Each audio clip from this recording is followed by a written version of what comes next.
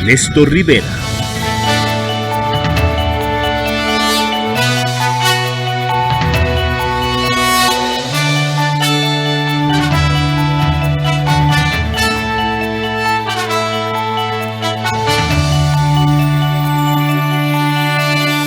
Buenas noches, gracias por continuar conectados a la señal de Canal 13. Estamos en vivo 8 y 6 de la noche.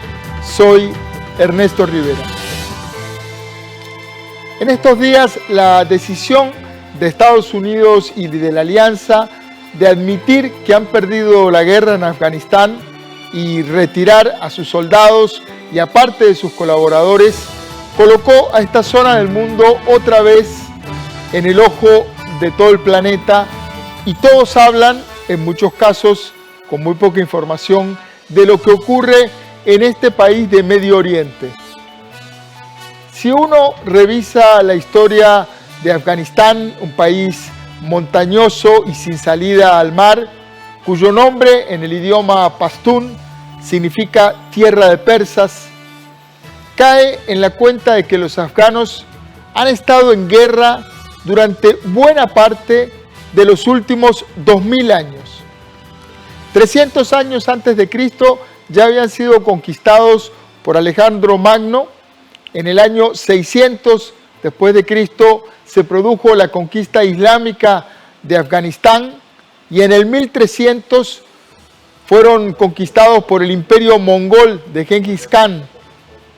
Luego, a mediados del siglo XIX, libraron 2 guerras con el Imperio Británico, y luego, a principios del siglo XX, tuvieron varias décadas de una vida occidental muy desarrollada, hasta 1978, cuando fueron invadidos por los rusos, que también salieron derrotados, y en 2011, luego de los atentados en las Torres Gemelas en Nueva York, llegó la invasión de Estados Unidos, que acaba de darse por vencido. Como vemos, la historia afgana es larguísima y compleja. Para entender mejor lo que está ocurriendo en estos días con este pueblo milenario, invité esta noche al doctor Sergio Moya Mena, quien es politólogo y especialista en pensamiento islámico contemporáneo. Buenas noches, doctor Moya, bienvenido a Costa Rica Noticias. Buenas noches, Ernesto. Un placer estar en el programa. Doctor Moya, cuando uno analiza la historia afgana y ve todas estas luchas con Alejandro Magno, con los mongoles, con los ingleses, con los rusos y ahora con la coalición liderada por Estados Unidos, se pregunta, ¿quién es esta gente? ¿Cuál es el origen de su fortaleza para derrotar a todos estos imperios? Efectivamente, se suele decir que Afganistán es el cementerio de los imperios, porque históricamente, como usted bien lo ha adelantado, todas las iniciativas de conquistar y dominar este territorio han fracasado tarde o temprano. Y sin remontarnos necesariamente a la antigüedad, pues, en los siglos XIX y XX, este fue el destino precisamente tanto de los rusos en la época de los zares como de los británicos después de la invasión soviética a finales de la década de los 70 del siglo XX. Y pues el último episodio es este que estamos viendo precisamente en estos días, que marca pues una vergonzosa salida y apresurada salida de Estados Unidos y de las tropas de la OTAN. Creo que sería como un esencialismo decir que pues, los afganos tienen una predisposición a la violencia. Creo que lo que esta secuencia de acontecimientos históricos lo que evidencia más bien es que hay una reiterada y una recurrente intención de las potencias vecinas por inmiscuirse en los asuntos de Afganistán. Mucho de esto tendrá que ver con la posición estratégica que tiene el país y que ha tenido a lo largo de la historia, hace pues muchos años, como parte de la ruta de la seda, a finales del siglo XIX como parte del llamado Gran Juego, que enfrentó geopolíticamente al imperio ruso con el imperio británico, que pues, uno desde el norte quería llegar hacia el sur y el otro pues mantener su posición en el subcontinente indio. Doctor Moya, lo interrumpo solo un segundo para pedirle a nuestro director que coloque el mapa para que la gente esté ubicado. Ahí está, ahí estamos viendo el mapa, en la ubicación de Afganistán en un entorno muy particular. Está al norte de India, frontera con Pakistán, con Irán, con Turkmenistán, con Uzbekistán, con Tayikistán. Y creo que llega a pegar un pedacito con China, que creo que por ahí entraron los mongoles, ¿verdad? Sí, este es un mapa actualizado, pero hay que recordar que en la época de la Unión Soviética, todas estas repúblicas centroasiáticas que usted ha mencionado eran parte de la Unión Soviética, es decir, la Unión Soviética limitaba directamente al norte con Afganistán. Una de las cosas que más confunden a los occidentales es pensar en los afganos como una unidad, cuando, según entiendo, hay varias etnias y religiones entre ellos. Para comprender mejor, ¿podría usted explicarnos de manera sencilla las diferencias entre pastunes y chiitas? ¿Todos son musulmanes? Efectivamente, Afganistán es un país multiétnico y también multirreligioso, o al menos lo era. Ese carácter plural que tenía el país hasta hace poco, hasta hace unas décadas en términos religiosos, se ha perdido lamentablemente a partir de políticas de intolerancia y del fundamentalismo. Pero fuera de eso, sí, la gran mayoría de la población es musulmana, y dentro de esta mayoría musulmana, la gran mayoría son suníes, y son suníes que siguen la escuela legal Hanafi, que es una de las escuelas legales del sunismo y que es una de las más liberales y tolerantes. Y esto contrasta pues, con la ideología talibán, que es pues, fundamentalista, que apela a una interpretación muy rigorista de la ley islámica, de la Sharia, y que no es una forma de entender el Islam que, por cierto, compartan la gran mayoría de musulmanes. Esta forma de Islam fundamentalista es relativamente reciente en el país.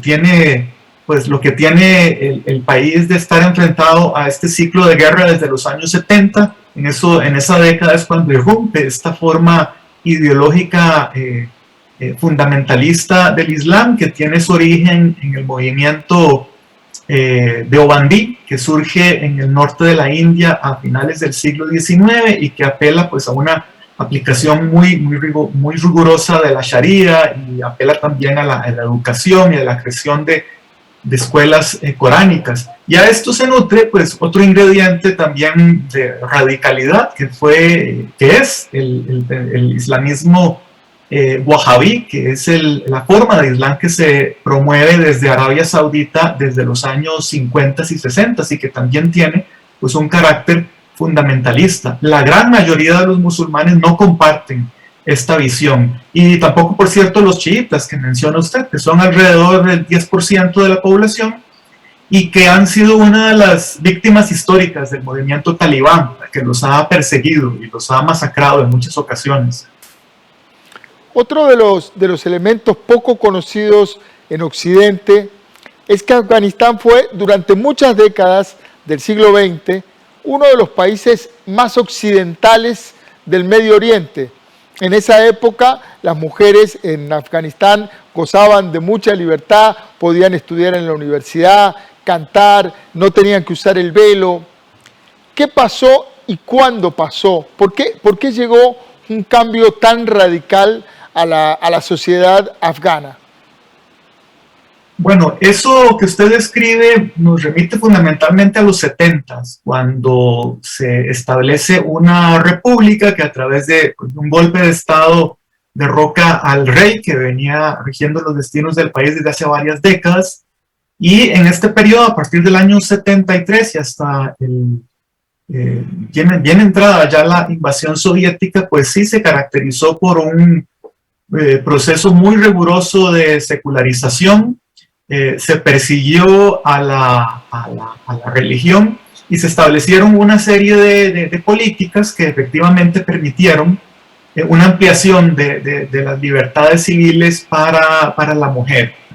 El siglo XX es un debate continuo dentro de la política afgana sobre qué tan lejos avanzar en cuanto a los derechos y la participación de la mujer. Es decir, eso no es un debate reciente, no es un tema de estos años en la política afgana. Hay un debate en ese sentido desde incluso de la época de la monarquía, con sectores casi siempre desde la religión, pues oponiéndose a la occidentalización y especialmente en cuanto a lo que ésta implicaba para la mujer y su participación en la vida pública, la vestimenta, etc. Pero en este periodo republicano de los años 70, efectivamente, hubo una promoción importante de los derechos de la mujer, un impulso muy significativo de la educación, que llegó a muchas partes de la geografía del país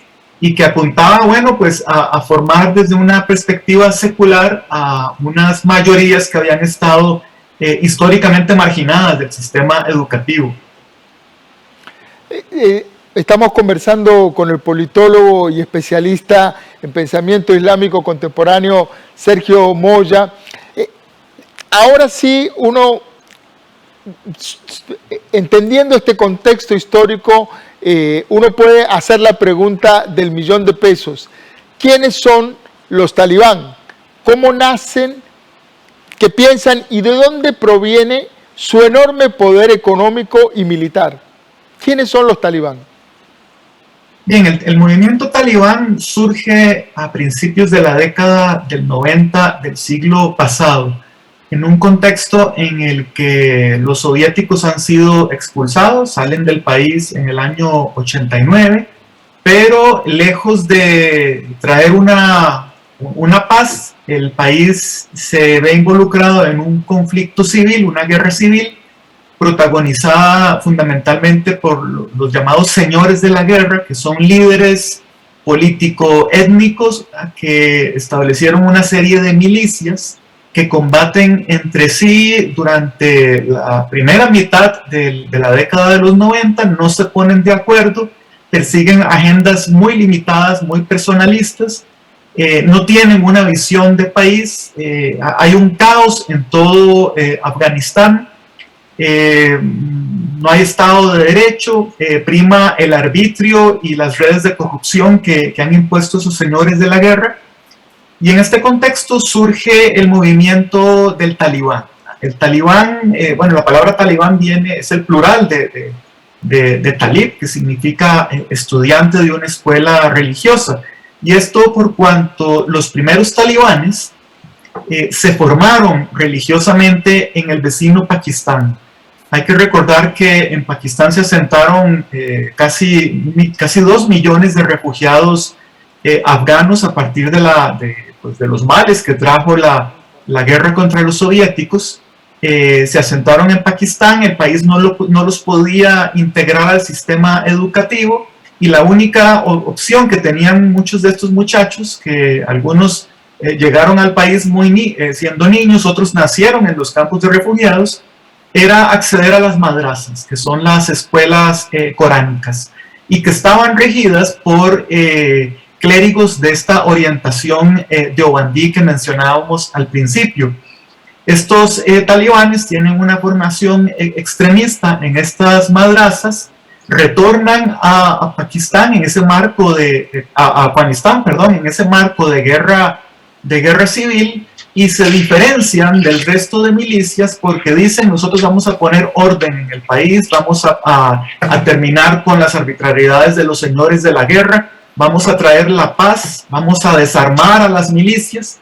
Y efectivamente esto les hace recabar una serie de apoyos populares, empiezan a ganar terreno frente al control que ejercían los señores de la guerra, reciben apoyo de Arabia Saudí en términos económicos y en términos de armamento también, y muy importante, reciben un apoyo incondicional del gobierno de Pakistán, que ve en la guerra en Afganistán una posibilidad de ampliar su influencia en la región, sobre todo a partir de la rivalidad que Pakistán tiene históricamente con la India. En ese contexto, el talibán se hace con el poder en el año 96 y se proclama el primer emirato islámico de Afganistán. Es decir, que la fuente de poder económico y por ende militar, porque se requiere de muchísimo dinero, son muchísimos millones de dólares los que se necesitan para armarse. Estados Unidos sostuvo una guerra a lo largo de 20 años con un enorme despliegue económico también sobre Afganistán, y uno se pregunta de dónde sale la plata para que los talibanes hayan resistido todos estos años con un poder de fuego tan bien equipado. Un poco lo que usted nos está resumiendo es que una de las fuentes de financiamiento es Arabia Saudita y la otra es Pakistán. Y la otra es el opio, porque el talibán estableció un impuesto sobre la producción de opio, y bueno, como sabemos, Afganistán es el principal productor de amapola, que es la planta desde donde se extrae el opio, y bueno, esto ha sido un negocio muy lucrativo en el país, sobre todo a partir de la salida de los soviéticos, porque los soviéticos, antes de abandonar el país, destruyen los cultivos, talan los bosques para de esta manera golpear económicamente al país que estaban abandonando y habían invadido. Y esto no deja otra opción a muchos campesinos afganos que producir la amapola. Entonces eso se constituye en un ingreso estratégico del que no prescinden los talibanes, a pesar de que el uso de drogas y de embriagantes está expresamente prohibido en el Islam. Pues los talibanes no tuvieron ningún reparo en sacar provecho de esto, que les ha deparado pues una entrada de millones de dólares muy grande en los últimos años. Es decir, entonces, una combinación de intereses geopolíticos por la rivalidad de Pakistán, el interés de Arabia Saudí, que no me termina de quedar claro, ahora si me lo puede ampliar un toquecito, por qué los saudíes tienen interés en financiar a los talibanes, y un negocio doméstico a partir de cultivo de amapola para producir la droga que es el opio. ¿Cuál es la ganancia de los saudíes? Bien, los saudíes se presentan ante el mundo, la Casa Real saudí, como protectora de los lugares santos para el Islam. En Arabia Saudí se ubican los dos lugares más importantes para los musulmanes de todo el mundo, que son pues la Kaaba en la Meca y la mezquita del profeta Mohammed en Medina. A partir de ahí, pues Arabia Saudí ha pretendido tener un rol como de patronazgo sobre los musulmanes del mundo, y su particular visión del Islam, que es el wahabismo, que es una versión fundamentalista del Islam, lo han usado los saudíes desde los años 50 como un producto de exportación, a través del apoyo a mezquitas, del envío de clérigos, de formar en Arabia Saudí clérigos de muchas partes del mundo en esta escuela fundamentalista. Pues son clérigos que después regresan a sus países de origen y replican este Islam wahabí. Los saudíes ven una oportunidad, estamos hablando de la Guerra Fría, ¿verdad?, de los años 70, ven una oportunidad de ampliar su influencia en el centro de Asia, y encuentran un aliado muy importante en el presidente Zia-ul-Haq en Pakistán, que está también en sintonía con una islamización de la sociedad pakistaní, y pues se forma como una conjunción de intereses, que lo que tiene en común es una visión extremista del Islam, y que es el entorno en el que surge el movimiento talibán.